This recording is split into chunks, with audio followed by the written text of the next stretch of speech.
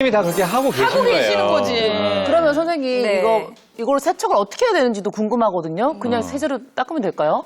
이거는요, 그냥 세제로 닦는 것보다는 여기 사이사이에 음식물이 많이 껴있거든요. 너무 짜증나요. 너무 짜증나요. 특히 김치는 눈에 보이는데 안 맞아요. 그런 건 눈에도 안 보여. 그러니까요. 네. 그래서 이거는 한 10개 정도 기준으로 했을 때요. 이런 볼에다가 이제 물 1리터를 담으시고요. 네. 그다음에 이제 베이킹소다 한 스푼 정도. 네네. 네. 한 스푼 정도를 이렇게 풀어주세요. 그래서 먼저 베이킹소다를. 담궈놔야 되나 보다. 그렇죠. 그다음에 여기에 식초를 조금 넣어주시는데요. 네. 아, 제가 지금 뚜껑으로 해서 한 스푼을 했는데요. 밥숟가락으로 하면 한 2스푼 정도 하셔도 네, 네. 괜찮습니다. 네, 이렇게 물을 만든 다음에 이 패킹을 여기 안에다가 푹 담궈 놓으세요. 네, 그러면 이제 뭐 음식 찌꺼기가 나오겠죠. 불어서, 그쵸? 네, 그러면 이제 뭐 이제 솔 같은 걸 이용하거나 아니면 지금 여기에 수세미 있는데요. 이렇게 꼼꼼하게 닦아서 다 건조한 다음에 뚜껑에다가 이제 넣어서 사용하시면 되겠습니다. 넣는 게 어렵긴 하더라고요, 잘. 그래서 잘. 아야 넣는 건 손으로 쭉 밀면 그냥 딱 맞아요. 안 해보신 거예요. 안 해보고 지금 어렵다 그러는 거예요. 저희에서 어떻게 이렇게 잘하세요? 자, 고무 패킹 이제 세척하는 법까지 알아봤는데 네. 우리 보통 이제 음식 먹고 나면 이게 플라스틱 용기 많이 사용하잖아요. 근데 그거 식은 다음에 뭐 다시 전자레인지에 데펴서 먹는 거 그런 건 괜찮은가요? 일단 뚜껑을 같이 넣고 돌리시는 건 절대 안 되고요. 그래요? 네, 플라스틱 용기 같은 경우에도 이제 랩하고 비슷하거든요. 그래서 가정에서 가장 많이 쓰는 이제 뭐 PP 소재 같은 경우에는 전자레인지에 사용해도 괜찮습니다. 네. 그런데 별로 추천해드리고 싶지는 않고요. 이왕이면 이제 유리 용기에다가 덜어서 사용하시는 거를 추천해드립니다. 예. 왜 그런 거예요? 네, 그 이유를 좀 자세히 말씀드리도록 하겠습니다. 기본적으로 플라스틱, 우리가 접하는, 흔히 접한 플라스틱은 그 재질마다 열에 견디는 온도가 다릅니다. 보통 PP의 경우에는 120에서 150도까지 견딜 수가 있고요. PE는 90에서 120도까지 견딜 수가 있고요. 뿐만 아니라 더 높은 온도에 노출된다 하더라도 어떤 유해한 환경 오염은 나오지 않습니다. 다만 그런 걸 너무 오랜 시간 전자레인지 노출할 경우에는 용기 자체 형태가 변형이 올 수가 있어요. 그래서 전자레인지 돌리더라도 최대한 짧은 시간만 노출시키는 게 좋습니다. 네네. 그리고 또 주의하셔야 될 게 뭐냐면 용기에 보면 PC라고 적혀있는 경우가 있어요. PC는 폴리카보네이트입니다. 폴리카보네이트는 비스페놀 A로 많이 만들어요. 네. 그러다 보니까 열을 가하다 보면 그 비스페놀 A 성분이 서서히 조금씩 빠져나오는 경우가 있습니다. 그렇기 때문에 PC 소재는 절대 전자레인지에 돌리면 안 된다는 거 꼭 기억하셔야 되겠습니다. 그럼 이게 또 우리 몸에는 굉장히 안 좋겠네요. 그렇죠, 그렇죠. 지금 이제 저런 플라스틱을 만들 때 형태를 만들려면 이제 모양이 잡히도록 이렇게 좀 부드럽게 해야 되잖아요. 그래서 가소제 이런 걸 넣게 되는데 그런 성분이 프탈레이트라는 거고 지금 말씀하신 비스페놀 A 이런 것들은 완벽한 발암물질로 이제 알려져 있단 말이죠. 발암물질. 그래서 이렇게 발암물질이냐 뭐 환경호르몬이냐 이게 거의 같은 의미로 쓰이는데 이런 것들이 우리 몸에 계속 들어오게 되면 이 내분비에 문제가 생기는 거죠. 호르몬과 같은 작용을 하게 되거든요. 이게 교란을 일으키니까 어떻게 되느냐. 우선 아이들한테 큰 문제가 생겨요. 성장하는 아이들 또는 뭐 엄마 뱃속에 있는 아이들 이런 아이들이 성호르몬에 문제가 생기기 때문에 성적인 발달에 큰 지장이 생길 가능성이 있어요. 거기다가 성장에도 영향을 줄 수 있고 또 이제 어른들 같은 경우에는 이런 호르몬 변화가 오면서 어떤 일이 생기느냐 비만이라든지 대사 질환이 생기는데 그게 바로 당뇨병, 고혈압, 고지혈증 이런 거에 영향을 줄 수 있고 또 갑상선에도 영향을 줄 수가 있습니다. 더 중요한 건 이 환경 호르몬은 노출량보다 언제 노출됐는지 아까도 설명드렸지만 이게 굉장히 중요하거든요. 임산부, 어린이, 조그만한 어린이일수록 아주 취약하다. 요거 꼭 알아두시는 게 좋겠습니다. 네네. 선생님, 그래서 저 같은 경우는 이렇게 잘 모르고 또 살림이 서툴고 이러니까 그냥 플라스틱 용기는 불안하다는 생각에 전부 다 이렇게 유리로 다 바꿨어요. 유리 써. 네. 근데 이렇게 유리를 쓰면 유리는 뭐 전자레인지라든지 오븐에 다 써도 되겠죠, 선생님? 유리 용기도 이제 조금 다르긴 한데요. 조금 신경 써서 보면은 이제 강화 유리와 그다음에 내열 유리로 이렇게 나눌 수가 있어요. 강화 유리는요 말 그대로 잘 깨지지 않는다는 거거든요. 그래서 열에 강한 거는 아니에요. 그래서 우리가 전자레인지라든지 아니면 오븐에 사용하는 거는 내열 유리를 사용하시는 것이 좋습니다. 집에 가서 또 확인해봐야 돼. 내열 또 바꿔야지. 아니 거기 이렇게 써 있어요? 내열유리 이렇게 써 있습니까? 이게 처음 구입하실 때요, 뭐 강화 유리, 내열 유리 이렇게 밑에 보면은 작은 글씨로 그 테이프 아마, 같은 거 붙어 있어요. 스티커가 네. 또 그래요? 근데 그거 맨 처음 말고 지나가면 못 찾잖아요. 그렇죠. 그러니까 조금 신경 써서 구입을 하셔야 아예 처음부터 그런 용도로 그냥 사야겠네요. 그렇지. 네, 제가 좀 보충 설명을 드리면요. 기본적으로 유리 자체는 유해 성분이 나오지 않습니다. 네. 근데 일부 유리는 위험 성분이 있어요. 그게 뭐냐면 우리가 장식용이라 보통 부르는데 네. 크리스탈 유리 같은 경우는 거기 안에는 납성분이 들어가 있습니다. 크리스탈이에요? 네, 크리스탈이 들어가 있습니다. 그렇기 때문에 그 장식용으로 써야지 그걸 거기다 뭐 분이 낸다고 와인을 담아 먹는다든지 어떤 음식을 담아 먹게 되면 실제 납성분이 용출이 됩니다. 그렇기 때문에 식품용인지 장식용인지 꼭 확인하신 다음에 사용하시는 것이 그런 거는 좋겠습니다. 뜨거운 게 아니더라도 그냥 차가운 거라도 음식을 담아 먹었을 때 안 좋은 거예요? 네, 약간 뭐 산성도가 높은 음식을 담을 경우에는 그런 크리스탈 유리에선 납성분이 나올 수가 있습니다. 아니, 그러면 또 새로운 소재가 있어요. 스테인레스 용기 스테인레스. 밀폐통이 있어요. 이거는 그래도 괜찮지 않을까?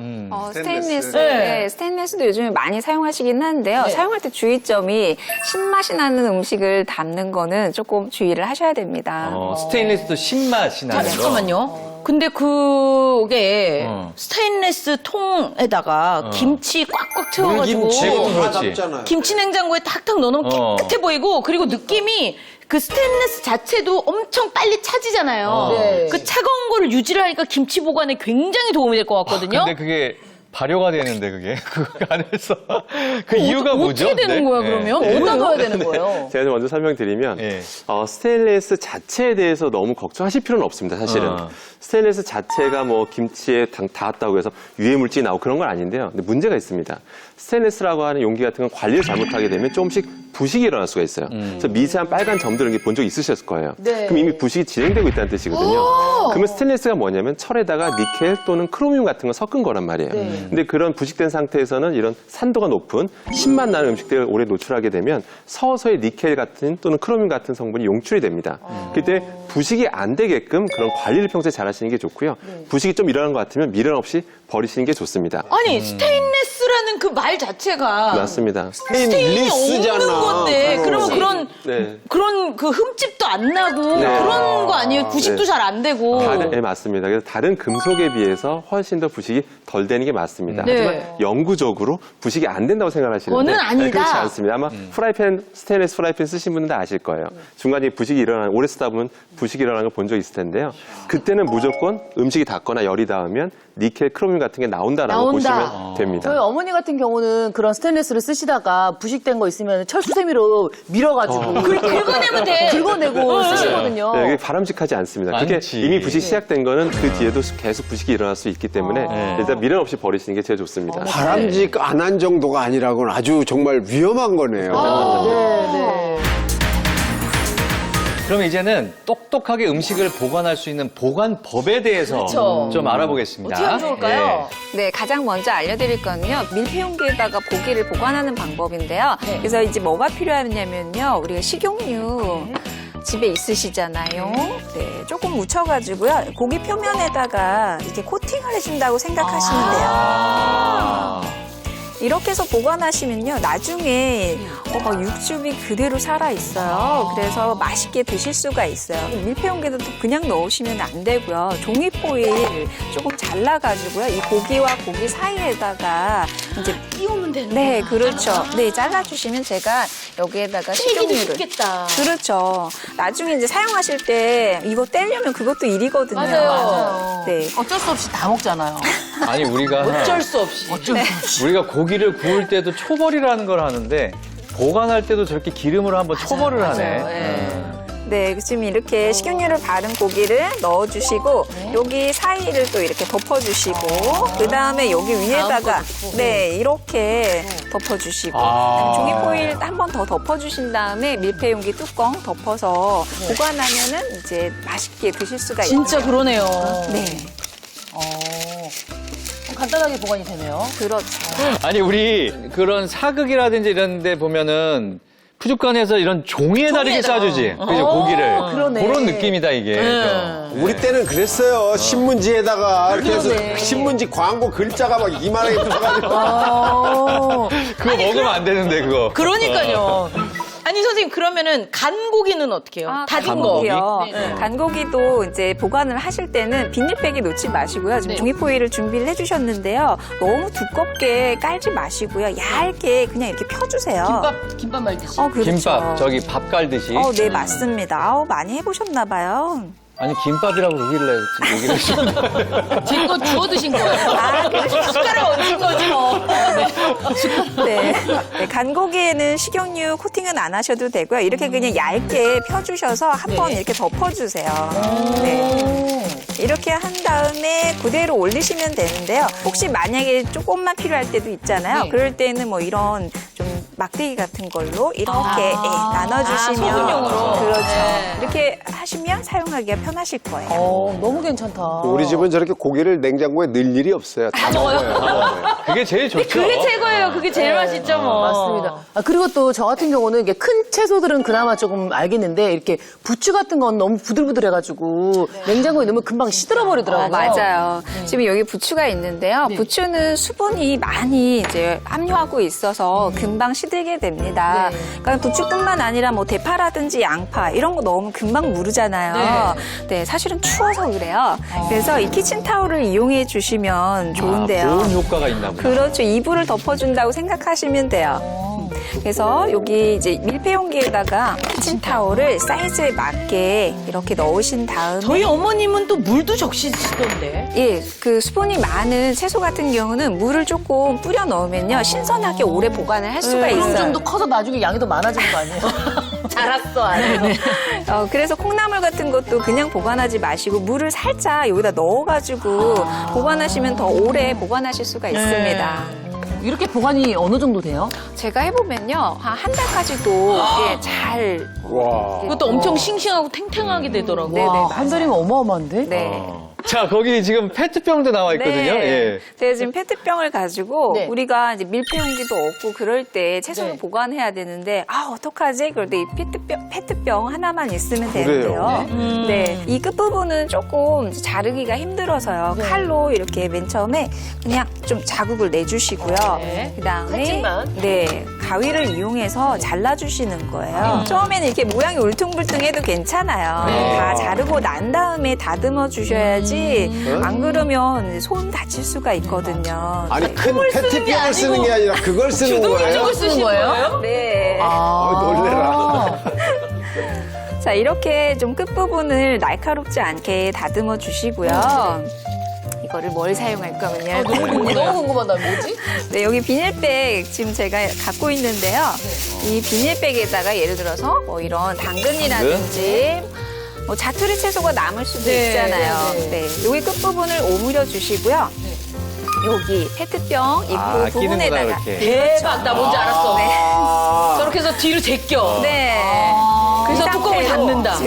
아, 저렇게 막아서. 대박. 네, 이렇게 닫아주시면요. 이거를 이렇게 빼려고 해도 안 빠지잖아요. 네. 이게 밀봉이 된 상태로 유지가 되기 때문에 굉장히 오래 신선하게 보관을 하실 수가 있어요. 저게 진짜 괜찮은 방법인 게 꺼낼 때 뚜껑만 열면 되는 그렇죠. 거잖아요. 옛날에 이걸 비닐을 계속 우리 이렇게 해서 묶잖아요. 그러면 결국 저걸 또 잘라 가위로 하다 안 돼가지고.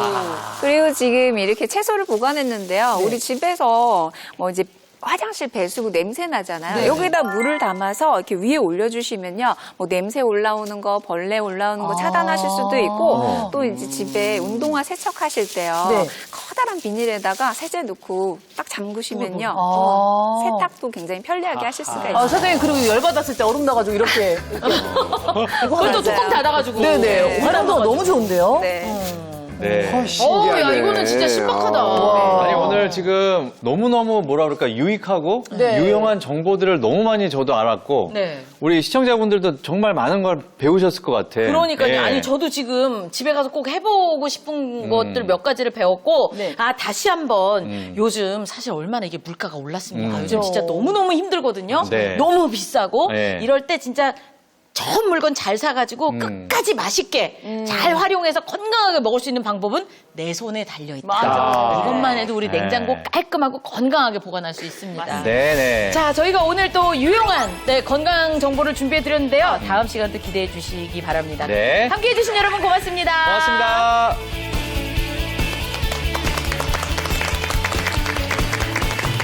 들어보세요. 꿀잠을 잤느냐 아니면 그렇지 못했느냐에 따라서 꿀잠 중요합니다. 수면 장애가 있는 노인은 치매 발병 위험이 25%나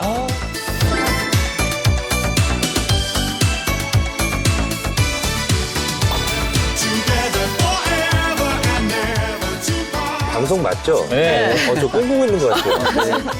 지금까지 좀 잠을 못 주무셨다는 분들도 잠을 편안하게 좀 잘 주무실 수가 있을 것 같습니다. 네.